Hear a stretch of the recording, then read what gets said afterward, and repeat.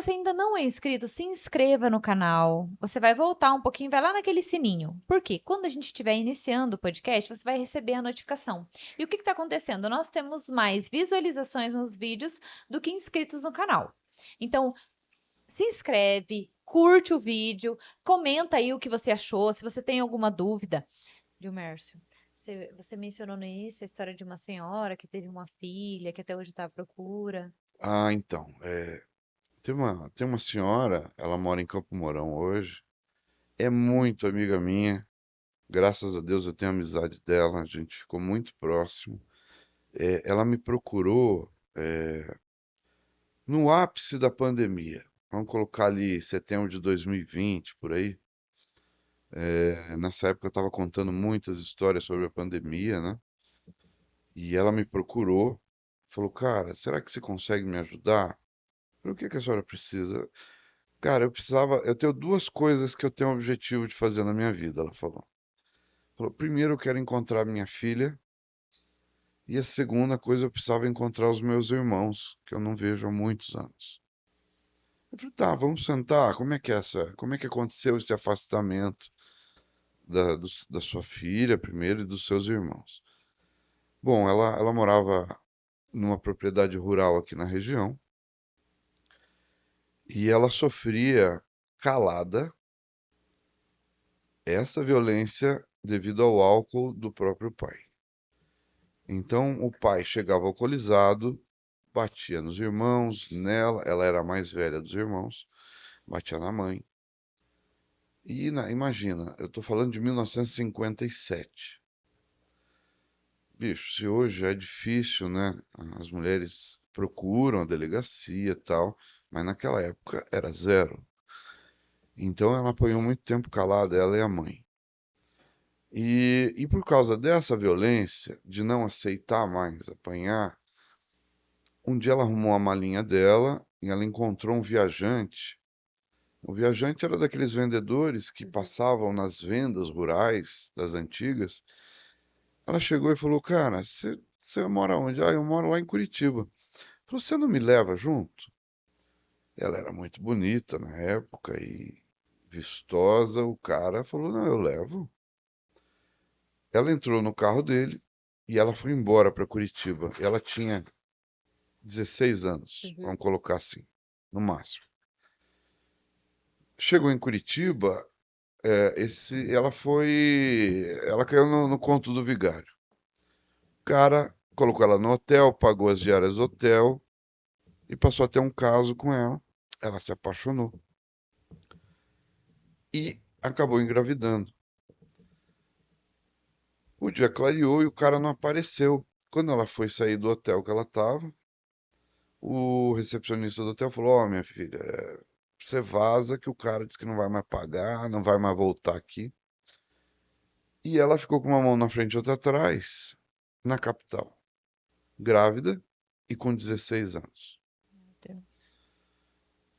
Já estava com a barriguinha, mas nada grande. Ela, com a malinha dela na calçada, ela pegou a mala e foi bater em porta atrás de um serviço de doméstica. E ela encontrou uma residência onde a família falou: tá bom, vem cá, você vai morar aqui, vai ganhar tanto, você vai fazer isso, tal. Ela aceitou.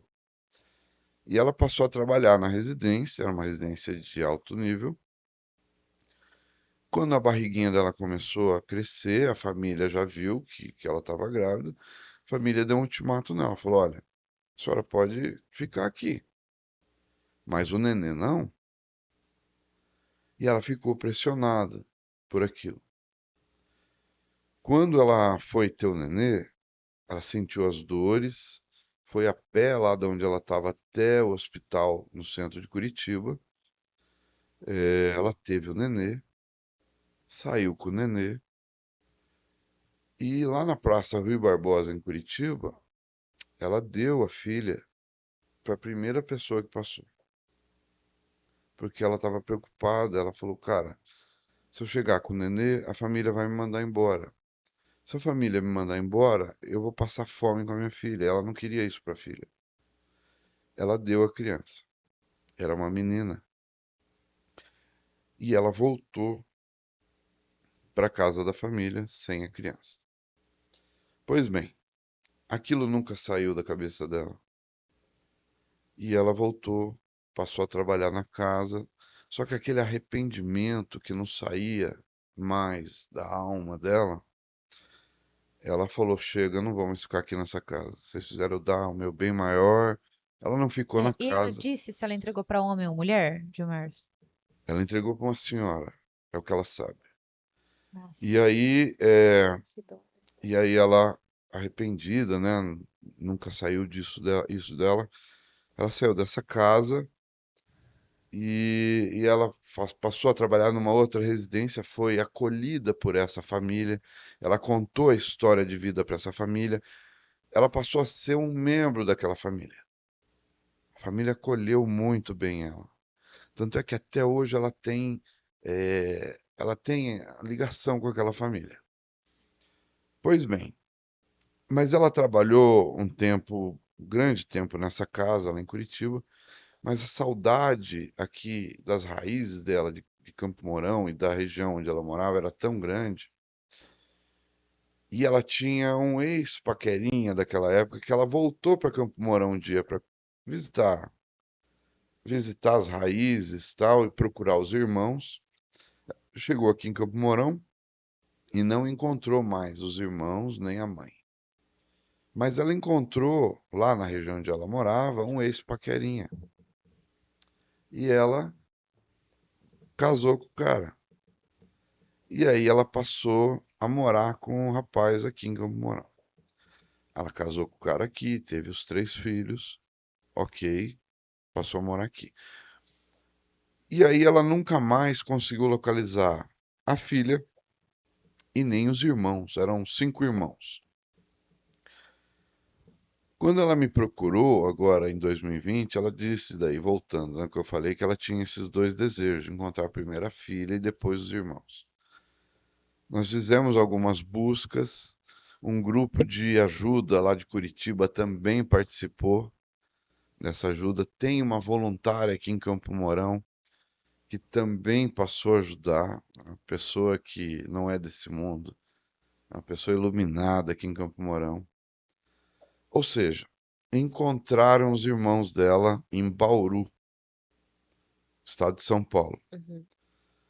E, e aí fizeram DNA lá com uma das irmãs e conseguiram, é ela, a, a senhora de Campo Mourão, realmente é a irmã do pessoal aqui de Bauru. Nós estreitamos as relações lá, ligamos, tal, então, verdade, podemos ir, tal. Levamos essa senhora lá para Bauru. Eu acho que foi em outubro de 2020, se eu não estou enganado. Eu mesmo fui dirigindo o carro com ela e esse anjo aqui de Campo Mourão. E chegamos lá, fomos direto na casa, eram os irmãos e foi um encontro muito emocionante. Eles não se viam há 52 anos. É muito tempo. Sim. E foi uma festa. Foi muito legal. E ela estreitou as relações até hoje. Um dos irmãos esteve aqui no Réveillon, agora, no Natal do ano passado. Ela também já foi para lá de novo. Então foi bem legal. E em relação à filha, a filha ela tá em busca da filha até hoje. E o ano, ela lembra o mês e o ano que isso aconteceu, que ela deixou essa menina? Lembra sim. Eu não vou lembrar agora, tal, Aham. o ano certinho. Mas assim, lá em Curitiba e na região metropolitana, esse grupo de ajuda que tem lá, eles já fizeram 5 ou 6 DNA com, Ah, com pessoas de lá que poderiam ser filhas Uhum. dela aqui. Todos deram negativo, infelizmente. sim. Mas ela continua em Vamos busca, tá? pegar a data e o mês, porque a gente faz um corte sobre essa história e coloca. Sim, De sim, nossa. repente, Então, ela encontrou os irmãos, né? E agora falta encontrar a filha. E às vezes com a rede social E ela é uma sim, pessoa consegue um alcance maravilhosa, maior. sabe? imagina o arrependimento. Sim, sim, é uma coisa assim que ela sabe que ela fez, voltando no que a gente falou lá atrás. ela era uma criança quando teve a criança, a E é o filha dela. desespero, né? Não sabia o certo o que fazer. Pra ela, naquele momento, era o que dava pra fazer. Ela estava motivada pelo desespero Uhum.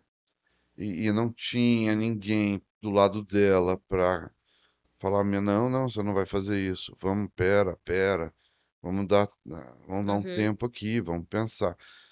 Então, assim, as decisões prematuras, e você veja, tudo isso que eu estou contando, essa história toda foi motivada pelo quê? Pelo, pela Pelo violência álcool e que a ela violência. sofria do pai. Uhum. Se ela tivesse um pai normal, tranquilo, trabalhador, sem esse vício, nada disso teria ocorrido. Ela estava lá nos braços da família. Então, essas causas levam a consequências que destroem os caminhos das pessoas.